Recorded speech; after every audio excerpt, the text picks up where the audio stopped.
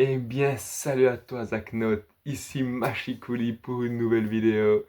J'espère que tu vas bien, j'espère que tu es bien installé parce qu'aujourd'hui on se retrouve pour une vidéo qui va être un peu plus longue que d'habitude. Aujourd'hui, je te parle d'une œuvre culte, d'un manga culte.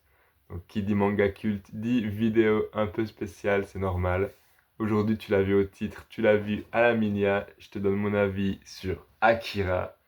Et ça se passe dans le 6e épisode de la Zacnotech. Nouveau set, la Zacnotech. La Zacnot quoi, la Zacnotech. J'ai pas trop entendu la quoi.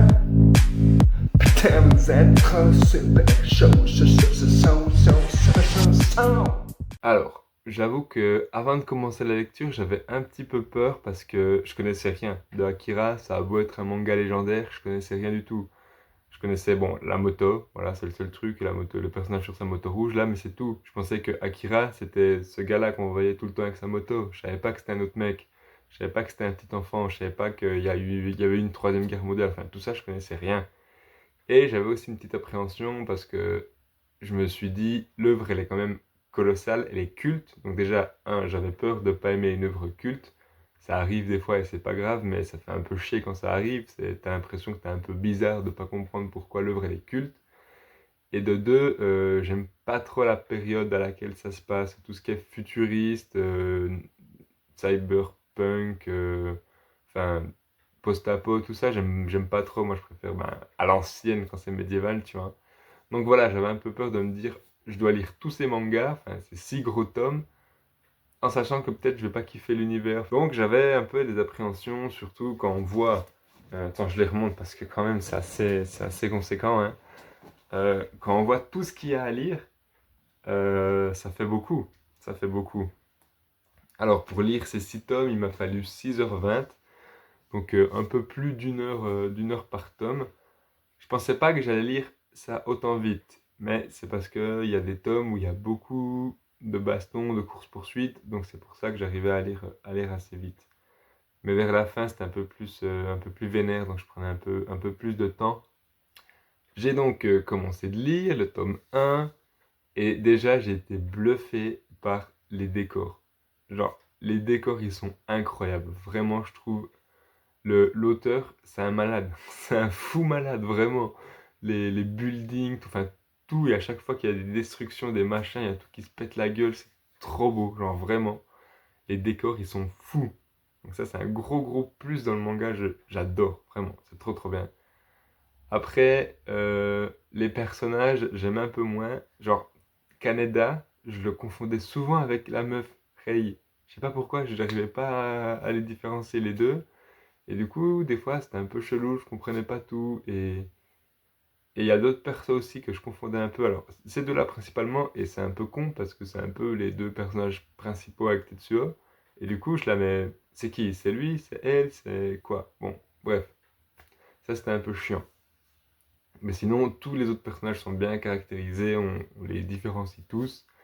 Et je trouve la panoplie de personnages, elle est incroyable. Il y en a vraiment beaucoup. Et il y en a beaucoup, mais ils sont pas tous amenés en même temps. Et ils sont pas tous au même niveau. Il y en a qui prennent directement un gros niveau d'importance, notamment tous ceux qui apparaissent dans le tome 1. Je pense à Kaneda, à Kei, je pense au colonel, je pense à Dame Miyako, je crois qu'elle apparaît dans le tome 1, mais je suis plus sûr.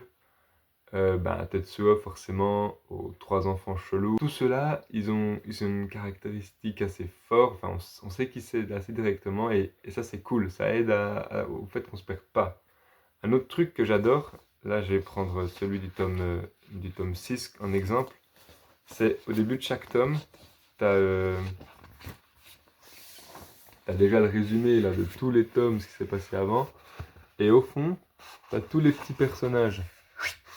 Et ça te dit en quelques lignes qui c'est, et même si c'est des personnages que tu connais pas encore, ça t'en dit pas assez pour te spoiler, et t'as juste envie de connaître ces personnages. Donc moi je trouve ça c'est très bien fait. Donc, bravo à eux, l'édition elle est vraiment belle. Et j'ai fait un peu des recherches pour Akira, j'ai regardé pas mal de vidéos. Et apparemment, c'est Otomo, c'est le mangaka qui s'est battu pour que son œuvre elle soit publiée directement en grand format, alors que avant, les mangas, c'était plus un objet de consommation qu'un objet de collection vraiment. Et lui s'est dit, je me casse pas le cul à faire des dessins incroyables pour qu'ils soient sur un mini format comme ça et qu'on voit rien.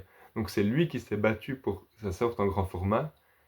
Et du coup, moi je pensais que l'édition que tu m'as filée, c'était une réédition et tout machin, mais non, c'est comme lui, il le voulait à la sortie. Donc je trouve ça incroyable parce que vraiment, ouais, dans une bibliothèque, ça pète quoi d'avoir ces 6 volumes là comme ça. Enfin, moi je trouve ça méga stylé. Donc je suis content qu'il soit battu pour ça parce que bah, suite à ça, le manga ça a pris aussi un peu plus d'ampleur. On s'est dit, mais c'est pas juste un truc pour lire vite fait, c'est une œuvre d'art quoi. C'est beau, donc faut le mettre en valeur et ben tout ce qui a découlé maintenant, les éditions de luxe, les machins, les trucs comme ça, c'est un peu grâce à Otomo et ça c'est méga stylé. Bon, je me perds un peu dans mes explications, mais voilà, j'ai lu le tome 1, j'ai été époustouflé par les décors, tous les personnages sont bien caractérisés.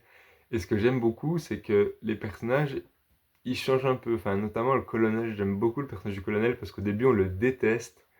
Et, et après, il change, il vient du côté des gentils et on a un peu de la pitié pour lui. Enfin, je sais pas, moi je me suis beaucoup attaché au personnage du colonel. Bon, Canada, c'est vraiment le héros basique, hein, pas trop de trucs à dire sur lui. Mais c'est fou parce que c'est lui le héros. Enfin, pour moi, c'est Canada le héros, tu vois. Mais genre, il sert pas à grand chose. Genre, c'est Rei qui combat Tetsuo à la fin. Bah, Tetsuo, c'est le méchant. Enfin, mais Canada, il est juste là un peu tout le long. Et même, il y a un moment, il disparaît. Et je trouve que c'est assez rare de voir un manga avec un personnage principal qui a pas beaucoup d'impact. Enfin, je sais pas comment dire, je sais pas si tu comprends ce que je veux dire, mais ça, j'aime beaucoup. Un autre truc que j'adore, c'est il y a tout qui est représenté dans ce manga.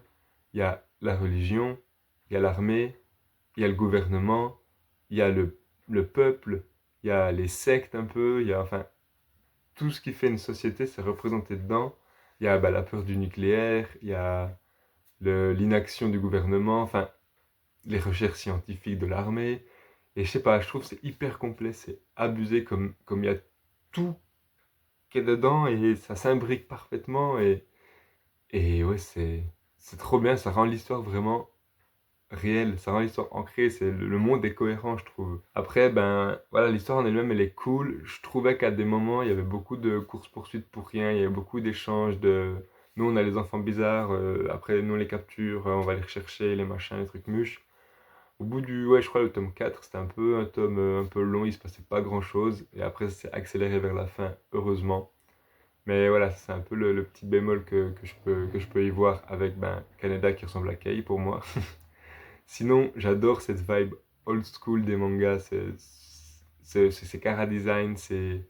Je sais pas, ils ont une façon de dessiner les scènes de vie un peu. Ouais, très ancrées dans les années 80, 90, tu vois. Et du coup, ça me donne envie de relire ben, typiquement GTO. Je trouve que c'est un peu la même vibe.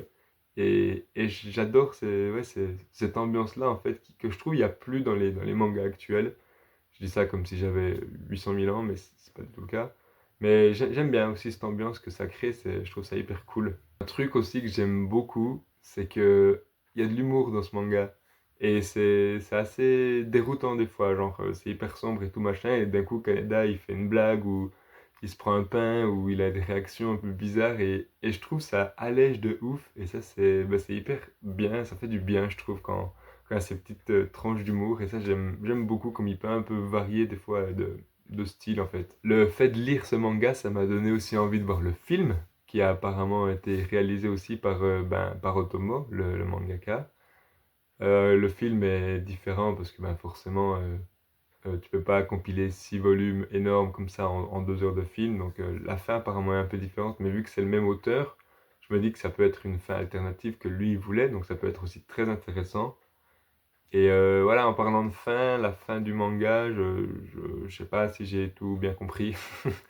Genre, ils se combattent contre Tetsuo, puis après, il se fait avaler par Akira qui a trop de puissance, et puis après, Akira il est parti, puis je sais pas quoi, puis ils vont reconstruire un nouveau Neo Tokyo, un peu bizarre. Enfin, voilà, mais je comprends qu'il soit culte pour ce qu'il a apporté au monde du manga, mais l'histoire en elle-même, enfin, je trouve que c'est moins l'histoire que tout ce qu'il y a autour qui est impactante. Comme j'ai dit, le fait que tous les spectres de la société soient représentés, le fait qu'il y ait des décors grandioses, enfin voilà, tout ce qui fait le manga, c'est culte, mais son histoire, elle est un peu osef, je trouve. Enfin, après, je pense que quand c'est sorti à l'époque, c'est peut-être la première fois qu'on voyait un manga post-apo comme ça, de science-fiction. Et comme je t'ai dit, moi je suis moins attiré par la science-fiction, donc c'est aussi peut-être pour ça que je comprends moins, que ça me touche moins, mais j'ai quand même beaucoup aimé. Et c'est vraiment ce truc de tu l'as dans ta bibliothèque, ça fait classe. On est d'accord là-dessus. Donc je suis content de te les avoir offerts. Je me souviens plus si toi t'avais kiffé ou pas. Comme note, je pense que je vais lui mettre un 7. C'est un manga que j'ai beaucoup aimé, mais voilà, le sujet, c'est pas le sujet que je préfère, enfin, comme j'ai dit avant. Et il y a quelques passages longs, il y a quelques moments où je me suis un peu ennuyé, où je trouvais que ça partait un peu trop dans tous les sens. Et c'est quand même masterclass, je leur dis, mais les décors, c'est ouf. La planche, elle est hyper connue, en fait, je savais pas qu'elle venait de Akira, mais la planche où dans le tome 3 Akira, il explose, et il rase une nouvelle fois Neo Tokyo. Bah, elle est ouf, elle est trop belle, genre vraiment c'est abusé tous les détails qu'il y a dessus. Enfin voilà, on arrive gentiment à la fin de la vidéo.